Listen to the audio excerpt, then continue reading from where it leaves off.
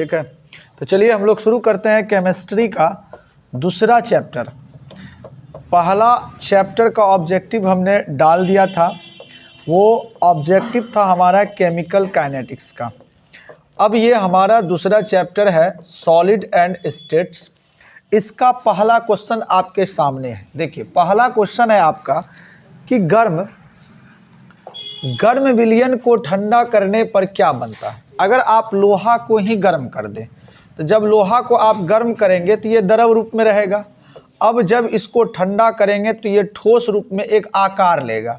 जब भी कोई चीज़ आकार लेता है तो उसको हम कहते हैं क्रिस्टल। तो जब भी गर्म चीज़ या गर्म विलयन को हम ठंडा करेंगे तो वो क्या बनेगा, क्रिस्टल। ऑप्शन नंबर आपका ए। अगला प्रश्न, निम्न में कौन क्रिस्टलीय पदार्थ है। प्रश्न है NaCl नमक है। आप सभी जानते हैं कि नमक का भी एक क्या होता है, आकार, ठोस रूप में होता है। KCl पोटेशियम क्लोराइड, उसका भी आकार, और लोहा का तो आकार होता ही है। इसलिए ऑप्शन नंबर डी आपका सही हुआ, इनमें से सभी। अगला प्रश्न, निम्न में कौन अक्रिस्टलीय पदार्थ है, यानी कि जिन्हें निश्चित आकार में नहीं ढाला जा सकता है, उनका आकार निश्चित नहीं होता है। रबर का आकार निश्चित नहीं होता, उसको आप खींच करके बड़ा भी कर सकते हैं। ग्लास जो शीशा होता है, अगर इसको गर्म करेंगे ना तो द्रव की तरह ये क्या होगा, बहेगा। और सिलिका, इनका भी आकार निश्चित नहीं होता है। तो आपका सही आंसर होगा डी, इनमें से सभी। ये सारे के सारे पदार्थ क्या है, अक्रिस्टलीय। अगला प्रश्न है अतिशीतित द्रव किसे कहते हैं। जब आप पूरा चैप्टर पढ़े होंगे तो वहां पर प्रश्न पढ़े होंगे कि सर कांच को अतिशीतित द्रव क्यों कहा जाता है। तो यहाँ पर है अतिशीतित द्रव किसे कहा जाता है। तो ऑप्शन देखिए, रबर भी है, ग्लास भी है, सिलिका भी, इनमें से सभी। क्वेश्चन में तो वहाँ ग्लास पढ़े हैं। अतिशीतित मतलब सीधा समझिए कि सर ये एक ऐसा द्रव है जिसका आकार निश्चित नहीं होगा। तो आकार रबर का भी निश्चित नहीं होता है, ग्लास का भी नहीं होता है,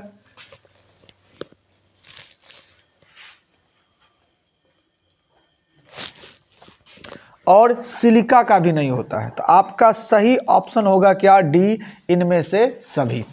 अगला प्रश्न है आपके सामने, सिंपल क्यूबिक एकक सेल। बहुत इंपॉर्टेंट प्रश्न, कई बार इस प्रश्न को आपके एग्जाम में पूछे गए हैं। इसके साथ 3 होंगे सर। एक होगा सिंपल क्यूबिक एकक सेल SSC, एक होगा बॉडी सेंटर्ड क्यूबिक एकक सेल BCC, और एक होगा फेस सेंटर्ड क्यूबिक एकक सेल FCC। 3 तरह के सेल पढ़े हैं और इसी के साथ समानता रखती है HCP। तो यहाँ बात HCP की नहीं होगी, यहाँ SCC, BCC और FCC की। आपको जब थ्योरी पढ़ाया गया था तो वहाँ आपने पढ़ा था जालक बिंदु, और हमने एक ट्रिक भी बताया था कि आप SBF लिखेंगे, पहला का एक को 2 से गुना कर दीजिएगा, 2 यही था। SCC का हमने बताया था एक का अब अगर आप 2 गुना करेंगे तो 2, और 2 का 2 गुना करेंगे तो 2 दूनी 4। हम इसको ऐसे पढ़ते थे, एक को 2 से कीजिए गुना 2, और 2 को फिर 2 से गुना कर दीजिए, 2 दूनी 4। तो SSC में जालक बिंदु 1 होंगे, BCC में 2 होंगे, और FCC में 4 होंगे। बिल्कुल आपको आसानी से याद रखना है। आप एक का 2 गुना 2, और फिर 2 का 2 गुना 2 दूनी 4। तो प्रश्न है सिंपल क्यूबिक एकक सेल में लेटिस बिंदु अर्थात जालक बिंदु की संख्या कितनी होती है। आप बोलोगे ऑप्शन नंबर ए, 1। अगला प्रश्न, सर बॉडी सेंटर्ड क्यूबिक एकक सेल BCC में जालक बिंदुओं की संख्या कितनी होती है। तो आप बोलोगे 2। अगला प्रश्न है FCC फेस सेंटर्ड क्यूबिक एकक सेल में जालक बिंदुओं की संख्या कितनी होती है। तो ऑप्शन नंबर डी, 4। बिल्कुल आसानी से 1 गुना 2 और 2 दूनी 4। अगला प्रश्न है सर सिंपल क्यूबिक एकक सेल में संकुलन क्षमता कितनी होती है। आप सबों ने थ्योरी में इसका संकुलन क्षमता निकाला होगा, आपने SCC का भी निकाला होगा, BCC का भी निकाला होगा और FCC का भी निकाला होगा। आपने क्या निकाला था? सर SCC का 52% संकुलन क्षमता, मतलब SCC का 52% भाग भरा हुआ रहता है। BCC का आपने 68% निकाला था, अर्थात 68% भाग इसका भरा हुआ रहता। FCC का आपने 74% निकाला। हो सकता है कि सिंपल क्यूबिक एक एक सेल के कितने भाग रिक्त होते हैं, तो संकुलन क्षमता मतलब बढ़ा हुआ भाग, तो 100 में आप 52 को घटाइएगा तो 48% भाग इसका क्या होगा? रिक्त। पलटी मार के क्वेश्चन बनाएगा। अगर 68 में इसको घटाइएगा तो आपको 32% भाग रिक्त मिलेगा, और यहाँ पर घटाओगे 100 में तो 26% भाग क्या मिलेगा? रिक्त मिलेगा। बिल्कुल आपको याद रखना है। तो सवाल है कि सिंपल क्यूबिक एक एक सेल की संकुलन क्षमता कितनी होती है, तो आप पूछेगा कितने भाग रिक्त होते हैं, तो आप कहोगे 48%। एक क्वेश्चन के साथ बॉडी सेंटर्ड क्यूबिक हो गया। तो सवाल है 12 नंबर का सवाल है R plus by R minus. ये क्या है? तो जब भी कोई यौगिक तैयार होगा तो वहाँ पर एक धनायन होगा और एक होगा ऋणायन, और ये दो अणु होंगे, एक धनायन और एक ऋणायन। इनका भी त्रिज्या होगा और इनका भी कुछ न कुछ त्रिज्या होगा। इनका त्रिज्या यदि R होता है तो इसको R प्लस द्वारा व्यक्त कीजिएगा, इनका R है तो इसको आप R माइनस। अब दोनों त्रिज्या के अनुपात को, केटायन के अनुपात को और एनायन के अनुपात को ही हम कहते हैं अर्धव्यास अनुपात। अब सर इससे हमें क्या प्राप्त होगा? तो इससे हमें प्राप्त होगा 2-3 चीजें। एक प्राप्त होगा समन्वय संख्या, एक प्राप्त होगा हमें समन्वय संख्या, एक प्राप्त होगा हमें इसका आकार कि सर ये आकार है कैसा। ठीक है, ये दो चीजें हम अभी देखेंगे। तो सवाल है कि इनका अनुपात यदि 0.414 है तो समन्वय संख्या होगी कितनी? ये जो रेंज है इनका 3 तरह का रेंज आपको देखने को मिलेगा। एक मिलेगा 0.225 से 0.414, एक आपको मिलेगा 0.414 से 0.732, और एक देखने को मिलेगा आपको 0.732 या इससे अधिक, या इससे अधिक। अब तीनों का मतलब को आप समझेंगे, सवाल आसानी से सॉल्व होगा। 0.225 से 0.414 का मतलब है कि 0.225 से शुरू होगा और इससे कम तक, इससे कम आप कहाँ लेंगे? तो 0.413 तक ये चलेगा। इसके अनुपात को आप रखोगे अलग, फिर अगर यहाँ ले तो यहाँ पर क्या आ जाएगा? 0.414, और यहाँ से यहाँ तक बोला है तो जब भी ये वाला पर्सन होगा उससे वो क्या होगा? कम। तो ये ज़्यादा ज़्यादा कहाँ तक जाएगा? 0.732 है तो 731 तक। और यदि कोई 0.732 होता है या उससे अधिक होता है, उनका समन्वय संख्या अलग होगा।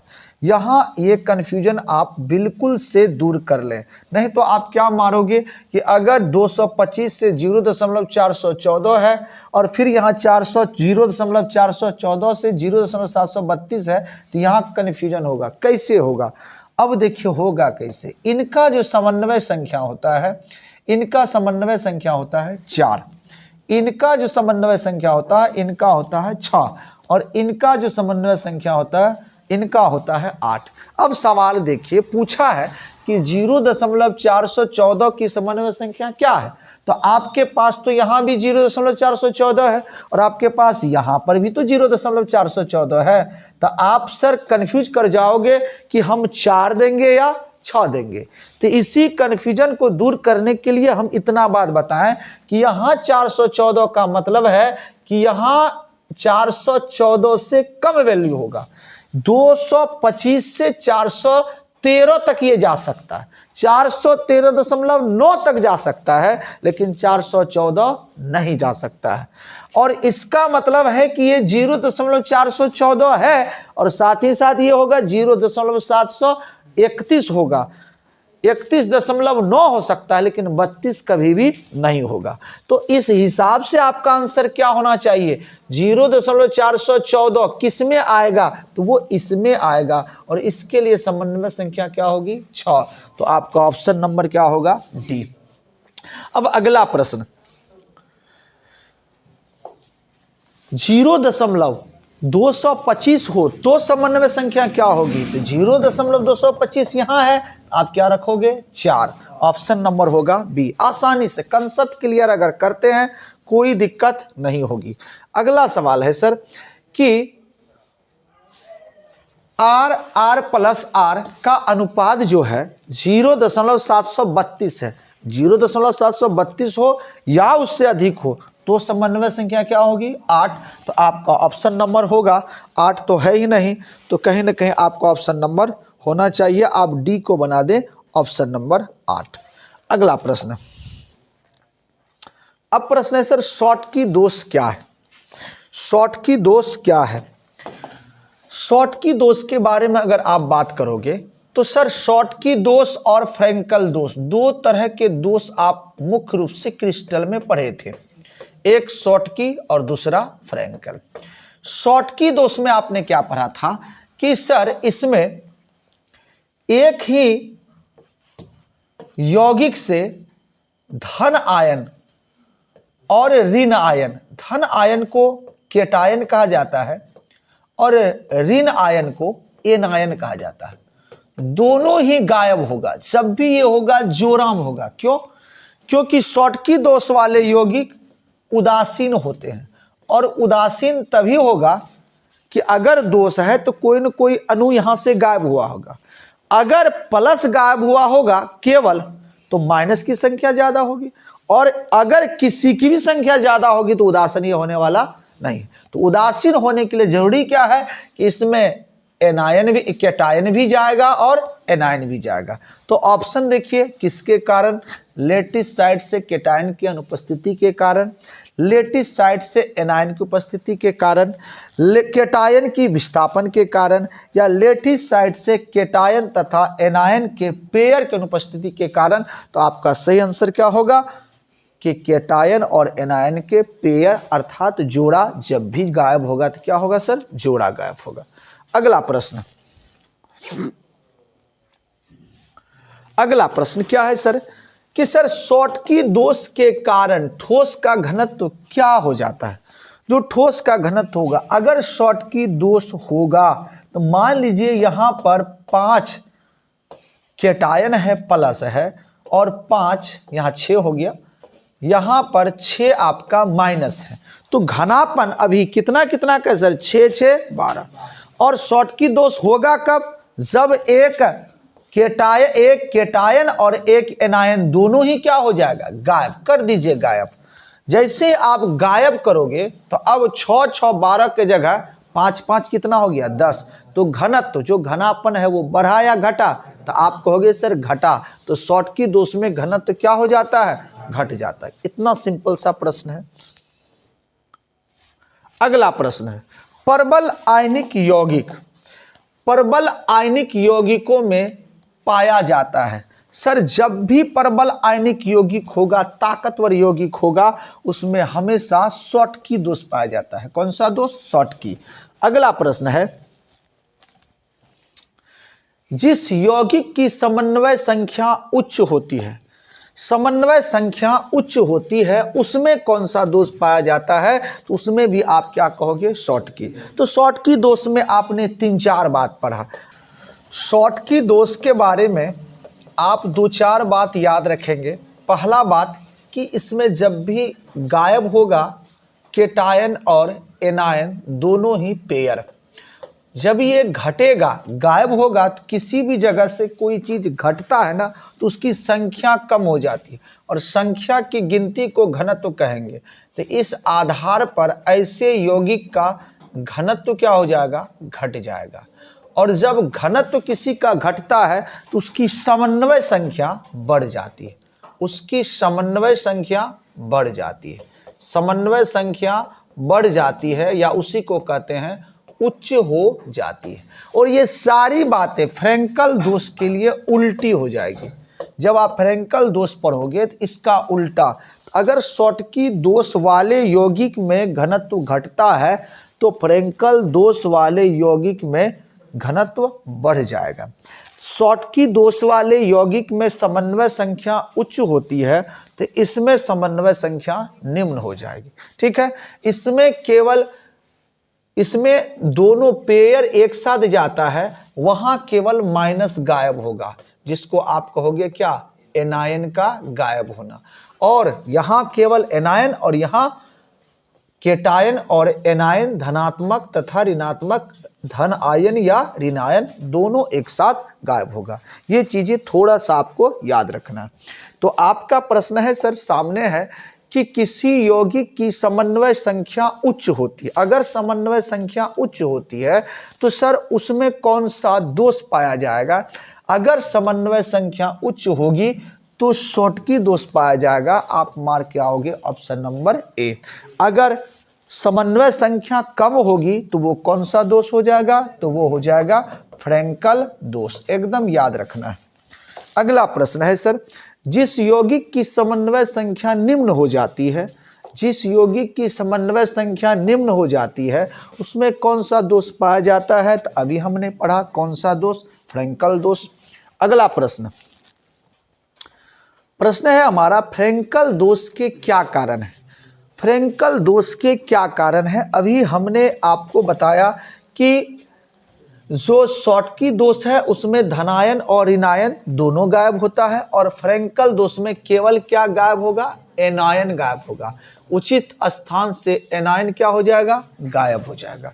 अगला प्रश्न, यदि बैंड गैप 0.7 इलेक्ट्रॉन वोल्ट हो तो वह क्या कहलाता है।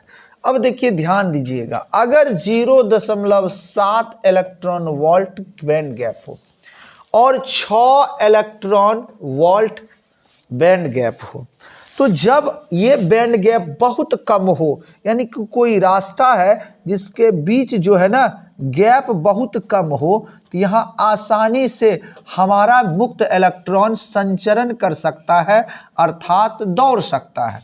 जब ये दौड़ेगा ना तो इसको आप क्या कहोगे, चालक।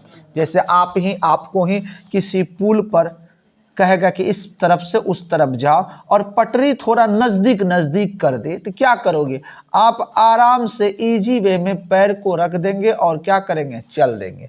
यदि इसी गैप को बढ़ा दिया जाए, कितना कर दिया जाए, 0.7 से सीधे 6, तो समझ सकते हैं एक तो पटरी यहां रहेगी, दूसरा यहां, तीसरा यहां।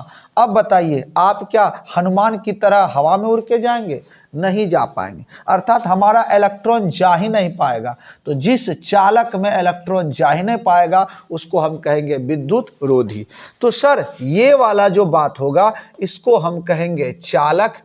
ठीक है, यहीं पर चालक भी एक प्रकार का क्या होता, अर्ध चालक होता है, क्योंकि उसमें कुछ ना कुछ तो विद्युत धारा प्रवाहित होती है, और विद्युत रोधी में तो बिल्कुल ही नहीं होगी, और ये क्या कहलाएगा, विद्युत रोधी। तो चलिए इसी पर सवाल है कि 0.7 इलेक्ट्रॉन वोल्ट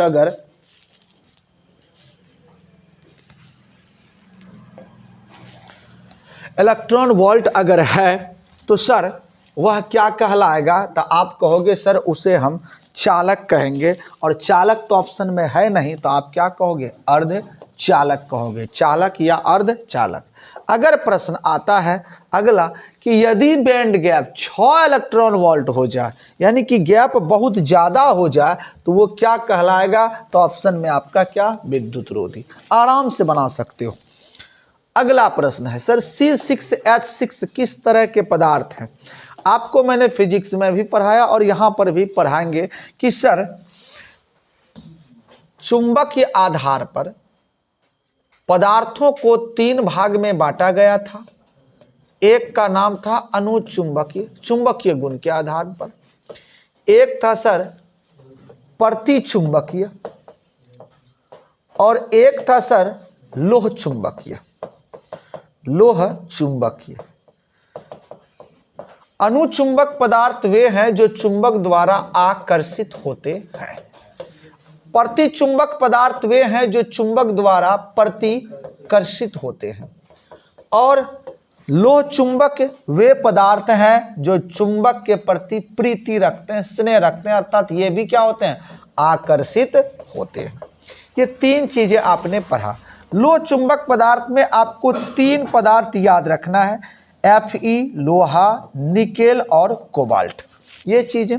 अब यहां सवाल है सर जो बेंजीन बड़ा प्रचलित सा यौगिक है, ये क्या है सर? तो ये आपका ऑप्शन होगा, ये अनुचुंबक पदार्थ है, आप मानोगे अनुचुंबकीय। अगला प्रश्न है सर आपका सोडियम क्लोराइड का जालक, बहुत फेमस प्रश्न है कि सर सोडियम क्लोराइड NaCl का जालक कैसा होता है? तो NaCl का जालक होता है सर अष्टफलकीय। एकदम से याद रखना है, क्या होता है, अष्टफलकीय। इसका जो आकार होता है वो होता है अष्टफलकीय। अगला, ट्रांजिस्टर का निर्माण किससे होता है? आपने फिजिक्स में, मॉडर्न फिजिक्स में मैंने पढ़ाया ट्रांजिस्टर बनाने के लिए, और ट्रांजिस्टर अर्धचालक से बनती थी, और वहां पर जो अर्धचालक थी वो थी पी टाइप अर्धचालक और थी sir N type. N type और पी टाइप दो तरह के अर्धचालक को जब आप वहां मिलाते थे तो उनको हम कहते थे डायोड। क्या कहते थे? डायोड। और यदि इसी में एन या पीएनपी तीन तरह का जब मिला देते थे तो वहां पर हमने पढ़ा था ट्रायोड। ये दो चीजें पढ़ी थी हमने। तो सर ट्रांजिस्टर को बनाया किससे जाता था? एन टाइप और पी टाइप, और ये दोनों था क्या? अर्धचालक। सर अर्धचालक मूल रूप से होता कौन कौन है? तो आपको बताए थे सिलिकॉन और जर्मेनियम। मूल रूप से किसका प्रयोग किया जाता? सिलिकॉन। और सिलिकॉन में एन टाइप पी टाइप कैसे बनाते हैं? आसान सा प्रश्न है। अगर आप इसमें अपमिश्रण करते हैं, कोई अशुद्धियां मिलाते हैं, अगर आप इसमें 5 वैलेंसी पंच संयोजी जिसका वैलेंसी 5 हो उनका अपमिश्रण कराते हैं, ऐसे अशुद्धियां जिसकी वैलेंसी 5 हो, इसको अगर इसमें मिला देते हैं तो ये अर्धचालक कहलाता है एन टाइप। ये सारी बातें आप पढ़ चुके हैं। और यदि इसी सिलिकॉन में आप ट्राइवैलेंसी अर्थात त्रिसंयोजी पदार्थ को मिलाते हैं अर्थात अपमिश्रित करते हैं तो ये बन जाता है क्या? P type.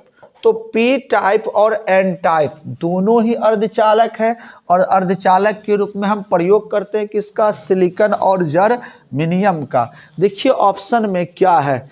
ऑप्शन में है सर सिलिकॉन। किसी को कोई दिक्कत? अगला प्रश्न, हीरा का क्रिस्टल कैसा होता है? सर हीरा जो जुड़ा होता है कैसे? आप सबों को पता है कि कार्बन के 3 अपरूप हैं, और कार्बन के 3 अपरूपों में से एक अपरूप आपका है हीरा, दूसरा है ग्रेफाइट, और तीसरा का नाम आपको पता होगा फ्लोरीन। अब आप कहोगे सर ये तो हम जान रहे हैं पहले से, इसमें आप नई बात क्या बताएंगे? तो कार्बन, जब भी कार्बन जो है बड़े बड़े कंपाउंड का निर्माण करते, क्यों? क्योंकि यह साझेदारी करते हैं, और साझेदारी वाले बंधन को कहते हैं सह संयोजी बंधन। आपने 3 तरह का बंधन पढ़ा होगा। पहला बंधन सह संयोजी बंधन, दूसरा आयनिक बंधन, और तीसरा उप सह संयोजक बंधन। तो कार्बन कौन सा बंधन बनाता है? सह संयोजी, इसलिए इसको कौन सा यौगिक कहेंगे? तो सह संयोजी यौगिक कहेंगे। ध्यान दीजिए, कार्बन का ही ना रूप है हीरा, ग्रेफाइट, फ्लोरीन। तो सर हीरा भी कैसा यौगिक होगा? सहसंयोजी। ग्रेफाइट भी सहसंयोजी, और फ्लोरीन भी सहसंयोजी। ऑप्शन देखिए कौन सा ऑप्शन सही होगा? ऑप्शन नंबर सी, सहसंयोजी। देखिए सर पहाड़ के नीचे से हमने आंसर निकाला। अब आइए अगला प्रश्न, 27 नंबर का प्रश्न है सर जालक में ए बी इस तरह का प्रश्न पिछले साल पूछा हुआ है ऑब्जेक्टिव में। ए डॉट बी, यहाँ पर ए के ऐसे भी दे सकता है, आपको कुछ भी हो सकता है, के डॉट के। ये व्यवस्था किसकी है सर? ये व्यवस्था HCP की है। किसकी है? HCP की। एकदम पिछले साल पूछा हुआ प्रश्न है, ऑप्शन नंबर डी। अगला प्रश्न है सर, निम्नलिखित में कौन सा पदार्थ विषम द्वेषता जो होना चाहिए, ये अगर धात्विक रूप है तो सर धातु के रूप में ये व्यवहार नहीं करता। जैसे ना होता कि कोई लड़का है तो लड़का, लेकिन जो है ना उसका चाल चलन हो जाता है किसके जैसा? लड़की की जैसा, तो उसको कहते हैं विषम क्या? द्वेषता। तो वैसा पदार्थ जो है धातु, लेकिन वो धातु की तरह यानी कि उसका चाल चलन धातु की तरह नहीं है, उसमें से कौन है? तो उनमें से है सर BaCl2। अगला प्रश्न,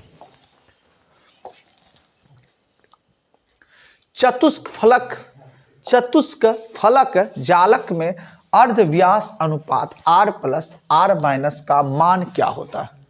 अब आप थोड़ा सा एक बार और देख लेंगे सर, 3 चीजें आपको मैं बताऊंगा।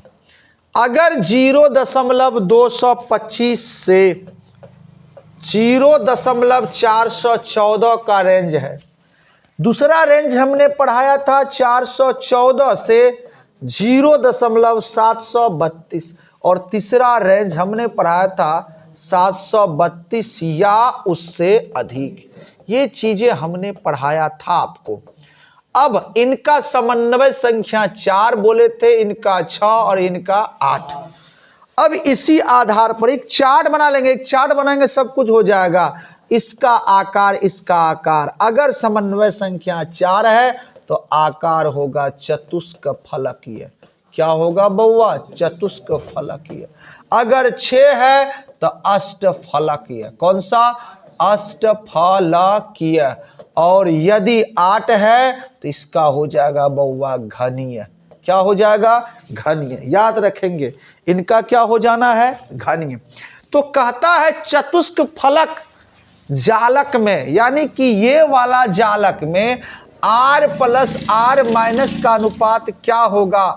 आपको दिख रहा होगा 0.225 से 0.414। ऑप्शन नंबर डी में आप मार सकते हैं। देखिए कितना आसानी से सवाल सॉल्व हो रहा है, और यही सवाल जब आपको एग्जाम में पूछेगा ना तो पता नहीं क्या होगा, उल्टी, खांसी, सर्दी, सारा कुछ एक साथ। देखिए अष्टफलकीय जालक में अर्धव्यास अनुपात R+R- का मान क्या होगा? देखिए अष्टफलकीय में 0.414 से 0.732। ऑप्शन नंबर ए आपको दिख रहा कुछ भी नहीं है सर। अगला सवाल, घनीय जालक में अर्धव्यास देख लीजिए, देखने के बाद ही आप आंसर मारोगे। क्या है? 0.732 या उससे अधिक। सर क्या होगा? 0.732 या उससे अधिक। Option number A. अगला प्रश्न है सर, NaCl रॉक साल्ट की संरचना कैसी होती है? अभी हमने पढ़ा NaCl की संरचना कैसी होती है? अष्टफलकीय। इनकी समन्वय संख्या क्या होगी? 6। R+R- का मान कितना होगा? 0.414 से 0.732। और ये किस ग्रुप में आएगा? तो ये आएगा बाबू SC और C, सिंपल क्यूबिक एकक सेल। आपको ऑप्शन नंबर कहीं न कहीं मिलेगा, ऑप्शन नंबर सी। यहां हमने FCC लिखा है, आपको यहां लिखना क्या? SCC। क्लियर है? किसी को दिक्कत है बुआ? अगला प्रश्न 33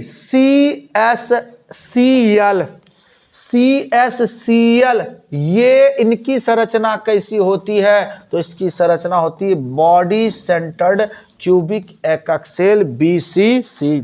अगला प्रश्न है बाबू, एक बोर मैग्नेट, यहां बार मैग्नेट लिखा है, इनको आप पढ़ोगे बोर मैग्नेट।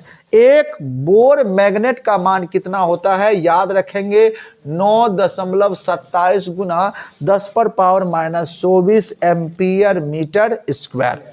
अगला प्रश्न, विद्युत क्षेत्र के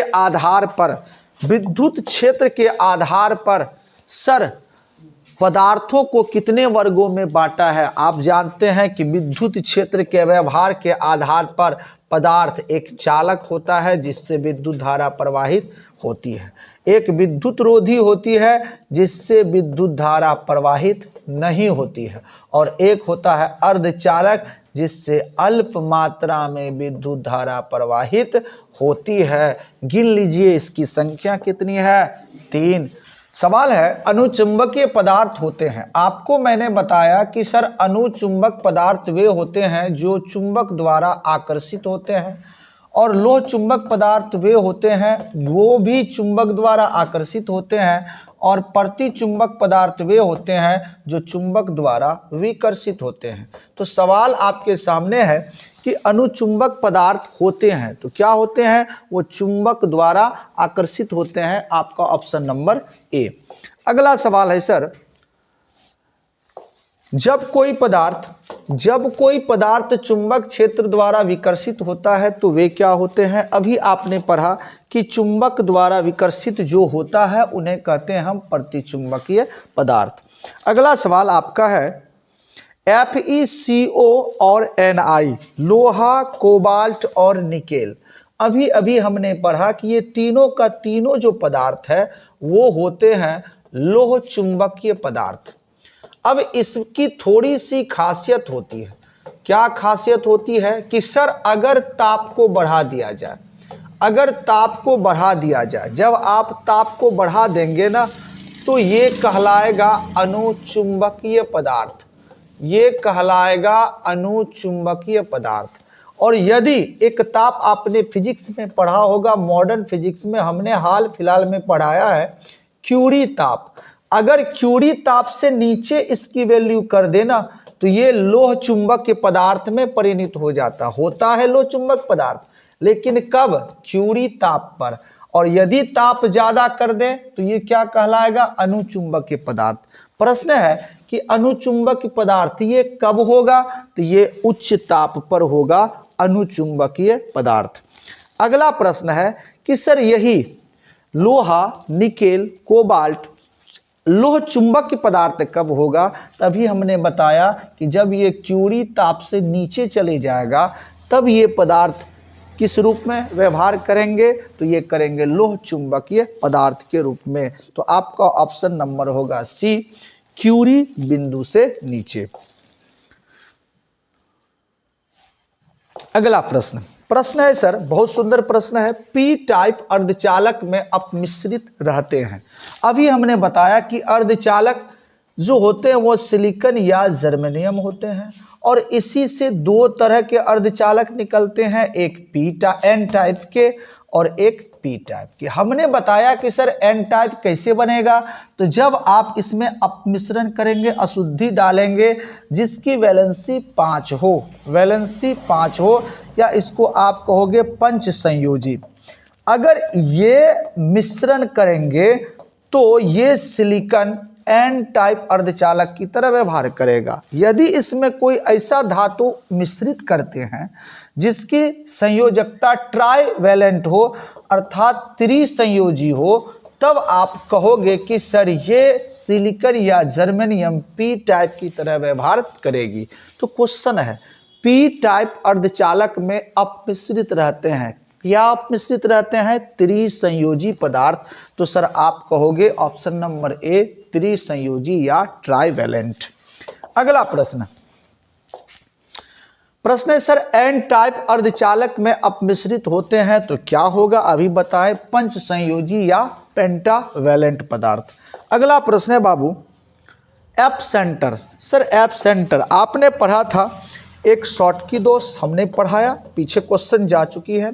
फिर फ्रैंकल दोष, शॉटकी दोष और फ्रैंकल दोष। शॉटकी दोष में तो प्लस और माइनस दोनों गायब होते हैं, और फ्रैंकल दोष में क्या गायब होते हैं सर? एनायन। और जिस जगह से एनायन गायब हो जाता है ना, वहां एक होल बन जाता है, और उसी होल को आप कहते हो एफ सेंटर। तो सर यहां पर होल किसका गायब होगा? एनायन का। तो ऑप्शन नंबर बी, एनायन की रिक्ति होने के कारण क्या कहलाता है? F centre. अगला प्रश्न, कांच, रबर, प्लास्टिक है।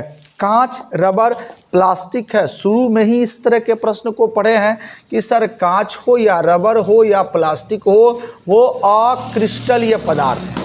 वो ठोस तो है लेकिन किस रूप में ठोस है? अक्रिस्टलीय। क्रिस्टलीय ठोस मतलब इसका आकार निश्चित होगा और अक्रिस्टलीय ठोस मतलब आकार निश्चित नहीं होगा। कांच हो या रबर हो या प्लास्टिक, इसका आकार निश्चित नहीं होने के कारण इन्हें अक्रिस्टलीय ठोस कहते हैं, या इसी पदार्थ को हम सहसंयोजक ठोस भी कहते हैं। आपका ऑप्शन नंबर हो गया बी।